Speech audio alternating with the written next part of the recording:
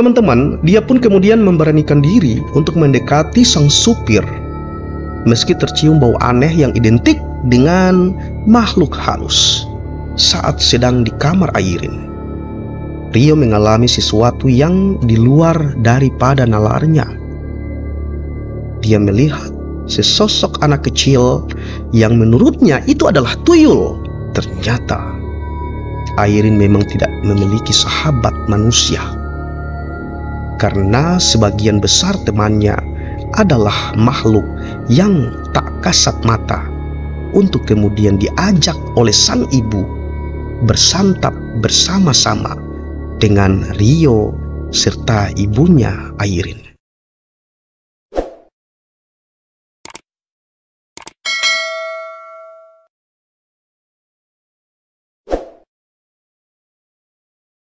Assalamualaikum warahmatullahi wabarakatuh. Selamat datang dan selamat bertemu kembali teman-teman di Kakak Jo Channel. Kembali teman-teman, Kakak Jo akan membagikan sebuah tulisan yang dimuat pada usefeed.com berjudul "Berteman dengan seorang indigo yang menjadi korban selamat tragedi Bintaro 87". Sebelum Kakak Jo membacakan kisah tersebut teman-teman, kemudian membagikannya di channel ini, Kakak Jo berharap semoga teman-teman semua untuk terus memberikan dukungan buat pengembangan channel ini. Jangan lupa untuk men-like, men-subscribe, dan men-share video maupun channel Kakak Jo melalui media sosial teman-teman. Jangan lupa juga untuk menekan tombol lonceng agar teman-teman dapat update, pemberitahuan ataupun notifikasi video-video terbaru dari Kakak Jo Channel. Sekali lagi buat teman-teman yang belum subscribe channel ini, mohon dengan sangat untuk dapat men-subscribe-nya. Langsung saja teman-teman, Kakak Jo akan bacakan sebuah kisah tentang berteman dengan seorang indigo yang menjadi korban selamat tragedi Bintaro pada tahun 87.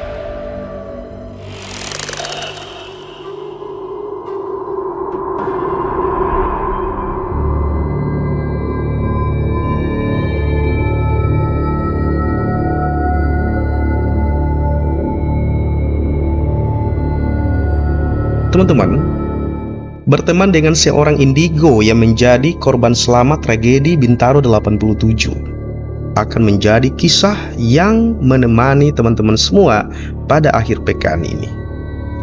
Disadur dari sebuah utas milik @Rio43317016.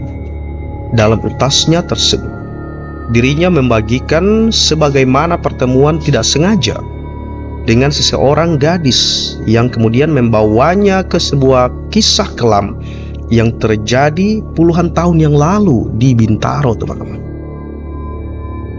Kecelakaan yang terjadi antar kereta api 225 jurusan Rangkas Bitung Jakarta Kota dengan kereta api 220 jurusan Tanah Abang Merak di daerah Pondok Betung, Bintaro, Jakarta Selatan menyita perhatian publik. Pasalnya teman-teman, kecelakaan itu merupakan salah satu kisah yang paling kelam sepanjang sejarah di Republik ini. Teman-teman, kisah dimulai saat Rio sedang menunggu bus untuk pulang pada sebuah halte di dekat kantornya.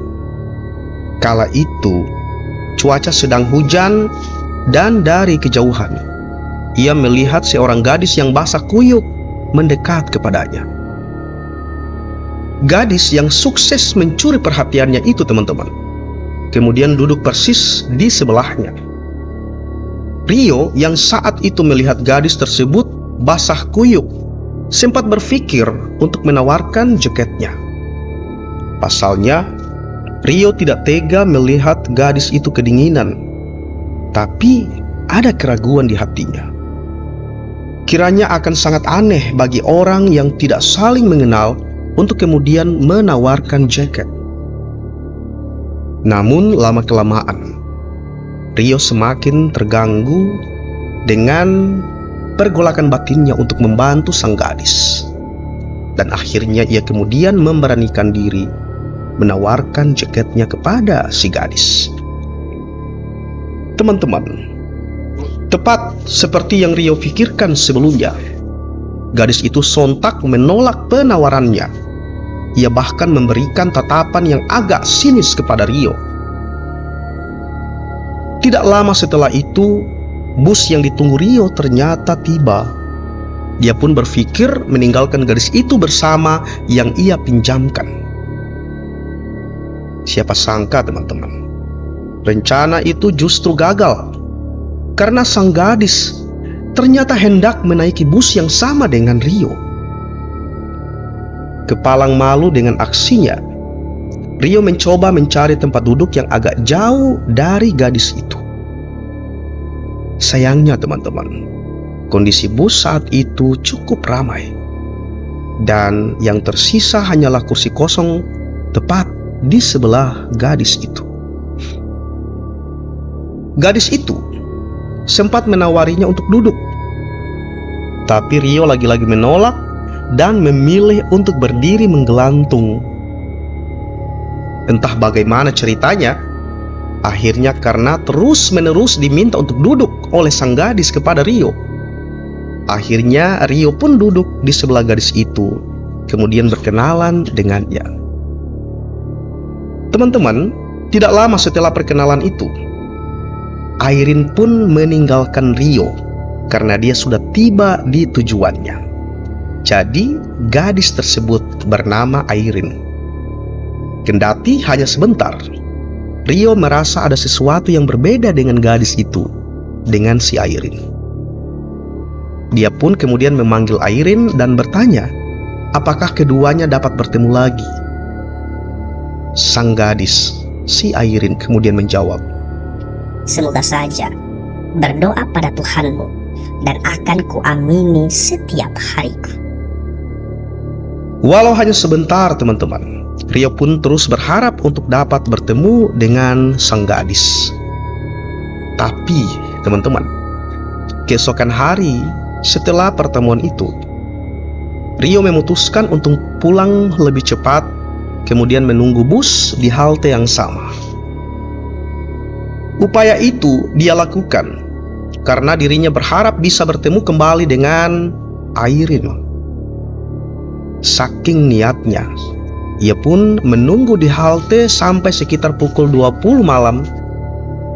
Dan sayang, sosok yang ia nanti-nantikan tidaklah muncul.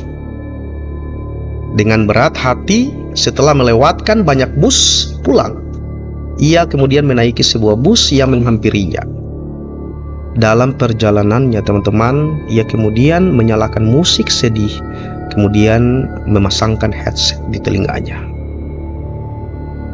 Keanehan pun mulai terjadi kepada Rio. Tidak lama setelah ia memasangkan headset untuk mendengarkan musik sedih, dia merasa, teman-teman, ada yang aneh dengan rute bus tersebut. Pasalnya, selama menjadi penumpang, Rio tidak pernah menaiki bus yang melewati jalanan tanah dan bergelombang. Walau awalnya mencoba tidak terlalu menghiraukan keanehan itu, Rio akhirnya penasaran. Terlebih saat melihat keadaan sekitar yang tidak tertidur hanyalah supir dan dirinya. Teman-teman, dia pun kemudian memberanikan diri untuk mendekati sang supir, meski tercium bau aneh yang identik dengan makhluk halus. Langkahnya pun kemudian terhenti saat ada salah satu penumpang yang tiba-tiba jatuh dalam posisi tengkurap. Anehnya, teman-teman, penumpang itu tidak langsung bangun dan malah seakan tidak peduli kalau dirinya menghalangi seseorang.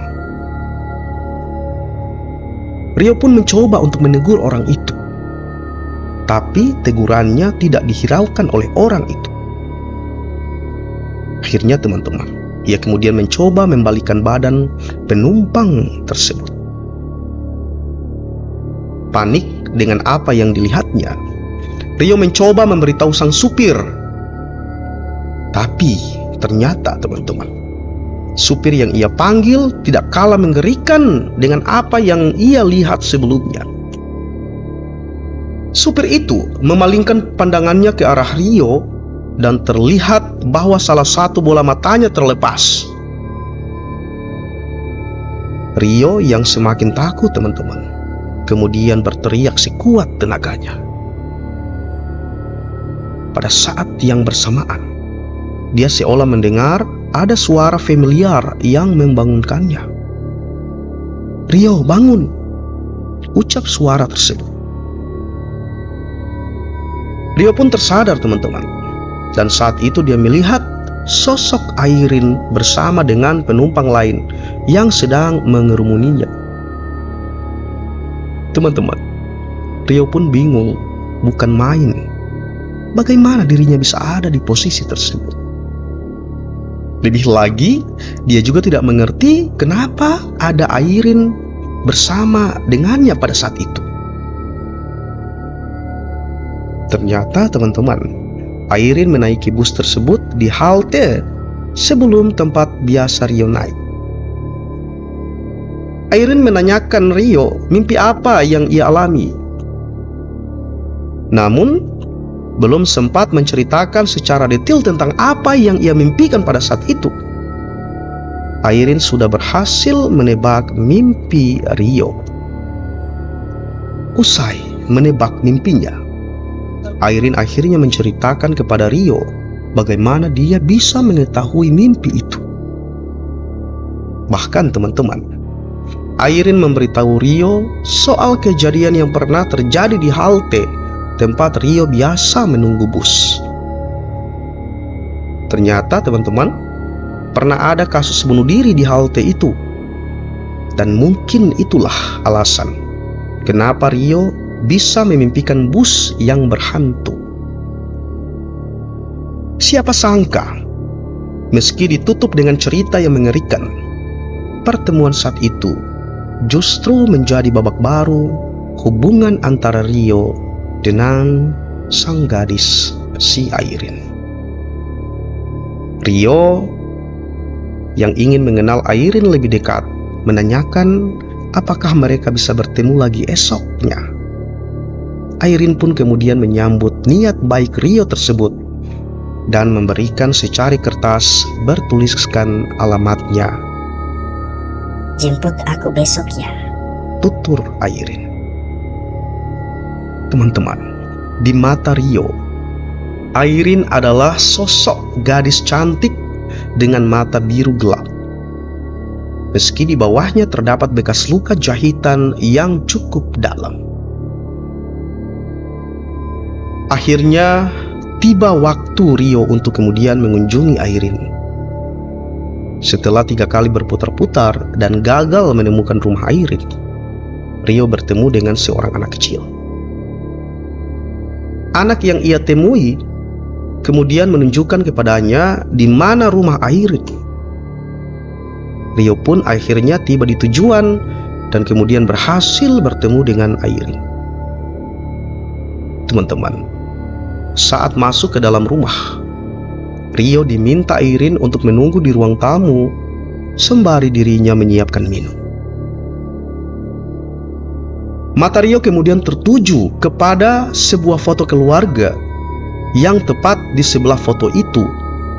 Dirinya kemudian menemukan sesuatu yang sangat mengejutkannya.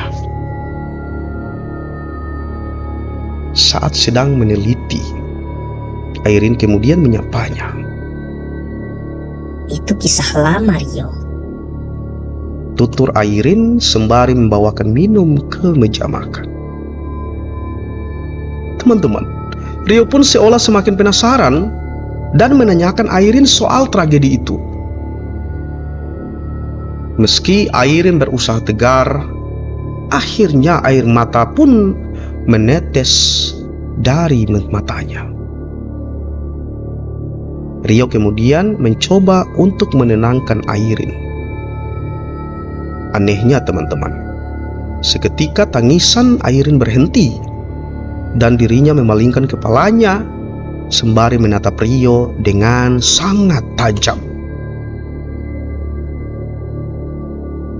Wajah cantik Airin teman-teman di mata Rio seolah berubah menjadi wanita yang sangat menakutkan dan penuh dendam. Saat Airin semakin mendekat kepadanya dengan membawa pecahan kaca, seketika itu juga terdengar suara dari wanita tua berusia sekitar 50-an tahun. Teman-teman, Airin pun terjatuh dan tak sadarkan diri. Sementara Rio masih kebingungan dengan apa yang terjadi kepadanya. Wanita yang ternyata itu adalah ibu daripada Airin tersebut mengingatkan kepada Rio untuk tidak mengingatkan Airin kepada tragedi yang menimpanya puluhan tahun yang silam. Ibu Airin teman-teman kemudian meminta Rio membawa putrinya ke kamar dan sekaligus menawarkannya untuk bersantap malam bersama. Walau sempat menolak, Rio akhirnya menerima tawaran dari sang ibu. Tapi ternyata teman-teman, di sanalah Rio semakin mengetahui cerita Airin yang sebenarnya. Saat sedang di kamar Airin, Rio mengalami sesuatu yang di luar daripada nalarnya. Dia melihat sesosok anak kecil yang menurutnya itu adalah tuyul. Tapi anehnya, ibu Airin hanya berkata bahwa itu bukanlah apa-apa. Teman-teman, Rio merasa semakin banyak kejanggalan terhadap apa yang terjadi padanya saat itu di rumah sang ibu, di rumah Airin. Tapi teman-teman, itu seolah baru perkenalan saja. Saat tiba di ruang makan, Rio bingung bukan main. Pasalnya teman-teman, terlihat banyak lauk yang disajikan, padahal hanya ada dia dengan ibunya Airin. Rio yang penasaran teman-teman kemudian menanyakan kepada ibu Airin, untuk siapa makanan banyak itu disajikan? Jawaban ibu Airin semakin membuat Rio bertambah bingung.